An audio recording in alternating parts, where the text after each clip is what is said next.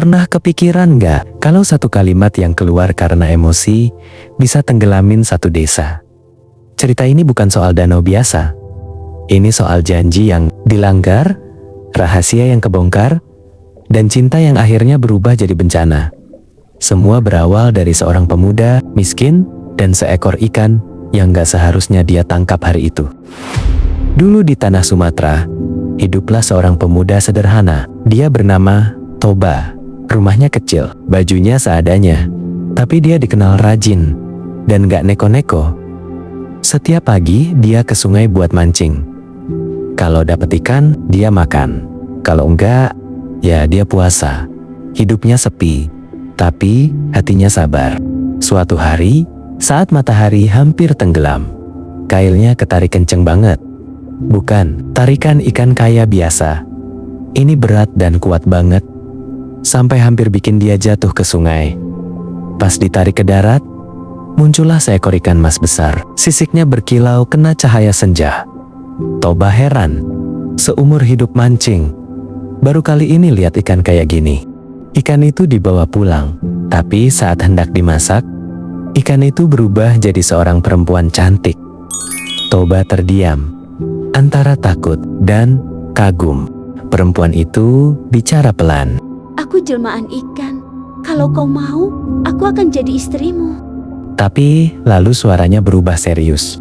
Ada satu syarat, asal-usulku gak boleh kamu ceritain ke siapapun. Sekali saja kau melanggar, bencana akan datang.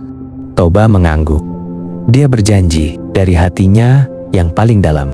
Mereka menikah, hidup sederhana tapi hangat.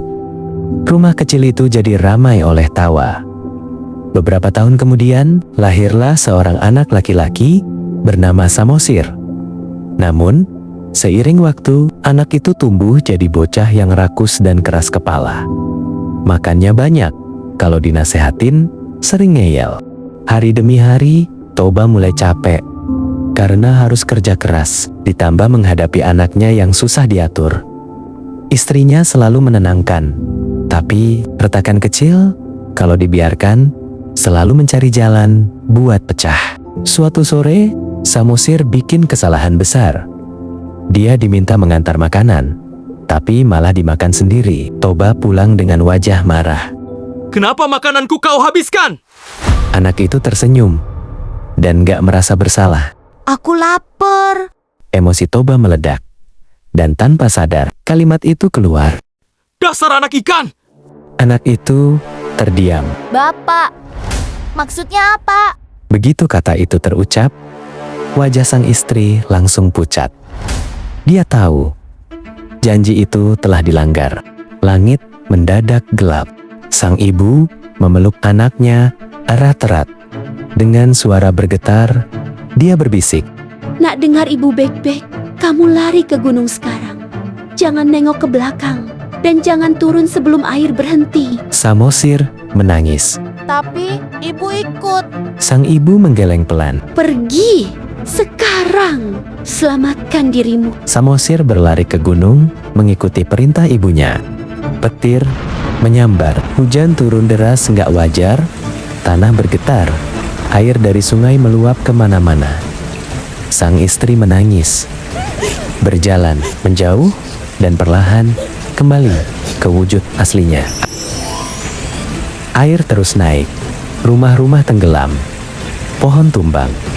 Pemuda itu cuma bisa menatap, menyesali satu kalimat yang gak bisa ditarik kembali. Desa itu lenyap, tertelan air.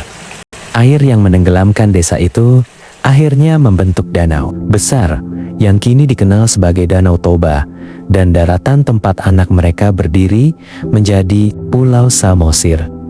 Semuanya jadi pengingat bahwa janji bukan cuma kata-kata, dan emosi sesaat bisa membawa penyesalan seumur hidup.